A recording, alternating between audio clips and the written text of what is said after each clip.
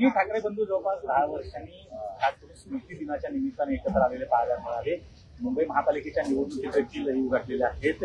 काय वातावरण वाटतं आजच्या स्मृती दिनाच्या निमित्तानं? काय पाहतो? वातावरण चांगलं आहे. मनसैनिक, शिवसैनिक आणि मतदारामध्ये एक छान आनंदाचं वातावरण आहे. आणि राजसाहेब आणि उद्धवजी हे एक आल्यामुळे बऱ्याच सामान्यातल्या सामान्य जनतेला बरं वाटलेलं आहे. त्यामुळे आनंदाचं वातावरण. स्मृती दिनाच्या निमित्तानं एकत्र येणं एक भाऊक क्षण होता. आज बराच वेळ दोघं भाऊ एकमेकांशी बोलताना पाहायला मिळाले. यापुढे अनेकदा एकत्र आले, परंतु स्मृती दिनाच्या निमित्तानं अशा प्रकारे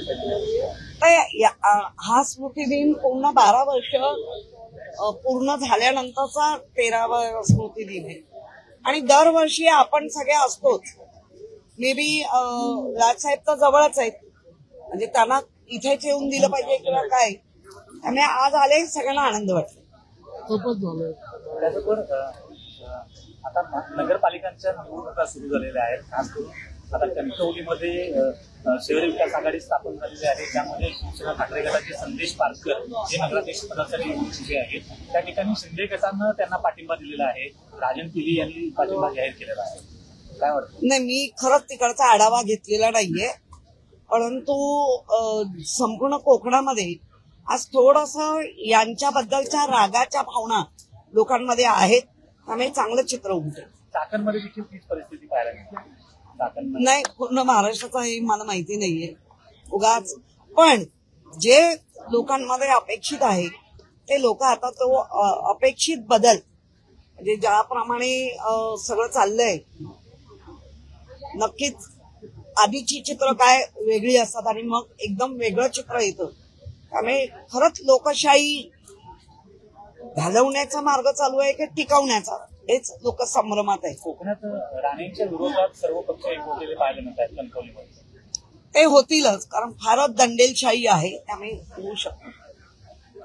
परत या, परत या, बाळासाहेब परत या, परत या, परत या, बाळासाहेब परत या.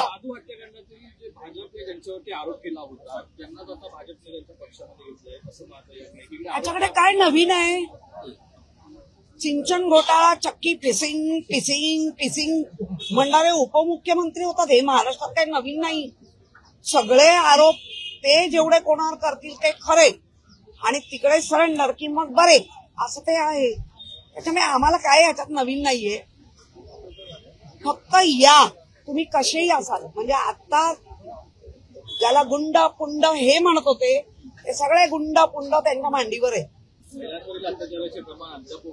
वाढलेले. आता 3-3.5 वर्षाच्या मुलीवर अत्याचार झाला, म्हणजे तौर्य, क्रूरता किती वाढली आहे. काय त्या मुलीमध्ये भीती राहिली नाहीये. ही जी एक शासनाची भीती असते, पोलिसांची भीती असते, गृहमंत्र्यांची एक भीती असते, ती कुठल्याच नागरिकाला ती राहिली नाही. आम्ही कारवाई करू, आम्ही हे करू, ते सगळं माहितीये. मग कधीतरी शिंदे तो एन्काउंटर झाला तसं काहीतरी प्रकार घडतात आणि सगळं चिडीचोप